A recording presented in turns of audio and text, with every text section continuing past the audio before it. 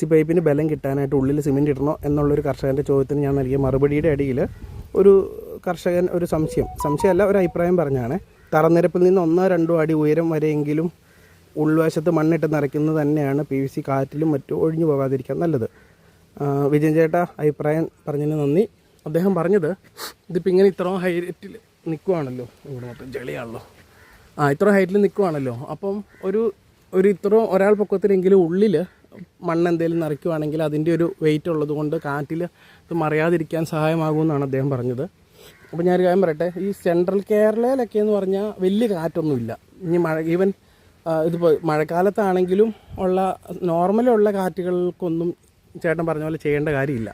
പക്ഷേ പാലക്കാട് പോലെയുള്ള സ്ഥലങ്ങളിൽ ശരിയാണ്, അദ്ദേഹം ചിലപ്പോൾ ആ നാട്ടുകാരനായിരിക്കും, അവിടെയൊക്കെ നല്ല കാറ്റ് എപ്പോഴും ഉള്ള സ്ഥലങ്ങളിൽ ചിലപ്പോൾ അങ്ങനെ ചെയ്താലായിരിക്കും ഇത് സർവൈവ് ചെയ്യുള്ളൂ. അപ്പോൾ അത് ഓരോ പ്രദേശത്തെ അനുസരിച്ചിരിക്കും എന്നാണ് എൻ്റെ ഒരു വിലയിരുത്തൽ. ഇത് കണ്ടോ, ഇതിപ്പോൾ നന്നായിട്ട് സ്പ്രെഡായിട്ട് കിടക്കണത് കുറേ നാളായിട്ട് ഇതിലൊക്കെ അതെ, ഇതിനൊന്നും അങ്ങനെയുള്ള പ്രശ്നങ്ങളൊന്നും കാണുന്നില്ല. നല്ല സ്ട്രെയിറ്റ് ആയിട്ട് ഹെൽത്തി ആയിട്ട് തന്നെയാണ് നിൽക്കുന്നത്.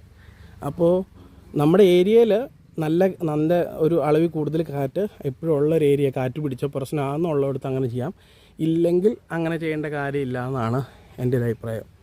ഇതിപ്പോൾ ഒരു 1.5-2 വർഷമായ പ്ലാന്റ്സ് ആയിട്ട്, 2 വർഷത്തോളമായി, 1.5-2 വർഷം ഇത്ര മണ്ണമായി ഇതിൻ്റെ ഇത്.